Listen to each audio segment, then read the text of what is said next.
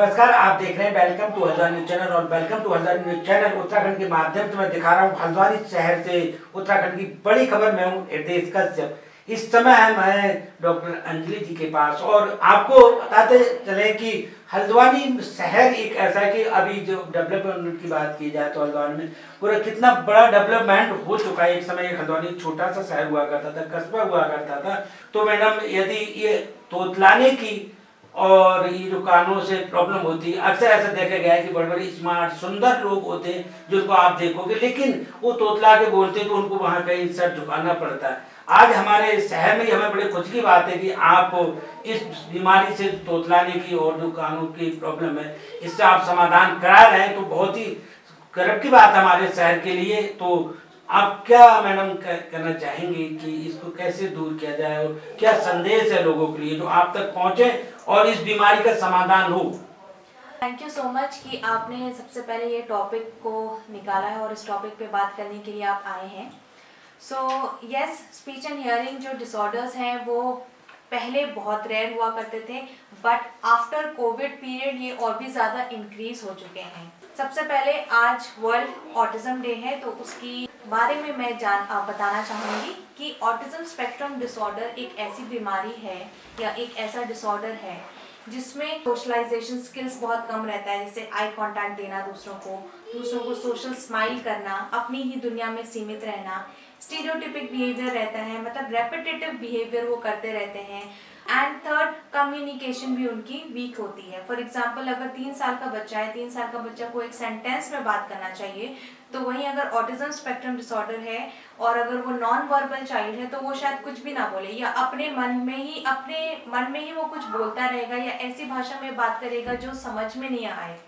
तो ये है कैरेक्टरिस्टिक्स ऑटिज्म के। वर्ल्ड ऑटिज्म डे के दिन मैं इन चीज़ों के बारे में आप लोग को बता रही हूँ, ताकि अगर आप लोग को लग रहा है कि मेरे बच्चे को ये सारी प्रॉब्लम्स हैं तो आप जल्द ही उसका ट्रीटमेंट लें। आप एक अच्छे स्पीच थेरेपिस्ट के पास जाएं, उनसे मिलें और उनसे सलाह लें। अक्सर ऐसा देखा गया कि कुछ बच्चे ऐसे होते हैं कि वो अपने ही में रमे रहते हैं, मतलब कोई ऐसा देखा गया है, वो ना किसी को सुनेंगे ना तो एक चीज करे जा रहे हैं करे जाएंगे, वो बाद में बच्चे वीक हो जाते हैं। तो उनका समाधान 5 साल से पहले ही कर लेना चाहिए। इनफैक्ट यहाँ पे हमारे पास 1.5 ईयर से पेरेंट्स आने लगते हैं जो कहते हैं कि मेरा बच्चा ये सिम्टम्स दिखा रहा है, कहीं ऑटिज्म तो नहीं है। यस, वो रिस्क है ऑटिज्म का, तो आपको जल्द ही जल्द उसका ट्रीटमेंट लेना चाहिए। आपको एक थेरेपिस्ट से मिलना चाहिए ताकि वो आपको गाइड कर सके कि आपको क्या क्या एनवायरमेंटल चेंजेस करने हैं।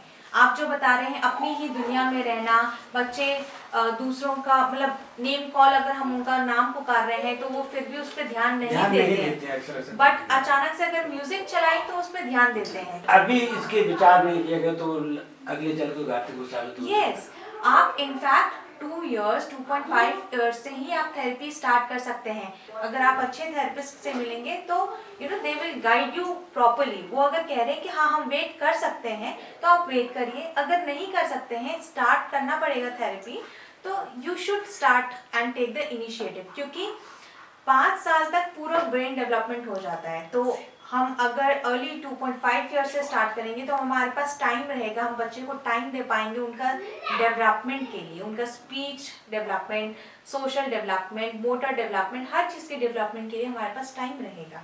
जैसे कानों की प्रॉब्लम है या तोतलाने की प्रॉब्लम है, तो ये किस तरह आपके यहाँ समाधान किया जाता है? क्योंकि ये भी देश में हमारी बहुत बड़ी प्रॉब्लम है। Yes, so Sanwal speech and hearing एक सुपर स्पेशलिटी क्लिनिक है for speech and hearing disorders. तो स्पीच में बहुत सारे डिसऑर्डर्स आते हैं। एक हो गया जो बहुत कॉमन है वो तुतलाना है, और मैं उसको बहुत छोटा डिसऑर्डर मानती हूँ। दूसरा हकलाना भी है। आजकल पहाड़ में बहुत ही ज़्यादा लोग फास्ट बोलते हैं जिसके कारण स्टैमरिंग केसेस बहुत ज़्यादा कॉमन है। देन हो गया स्ट्रोक पेशेंट्स। किसी को भी स्ट्रोक आ जाता है तो उसके बाद उनकी स्पीच चली जाती है, तो उसमें भी आपको स्पीच थेरेपी देने की बहुत ज़्यादा ज़रूरियत है।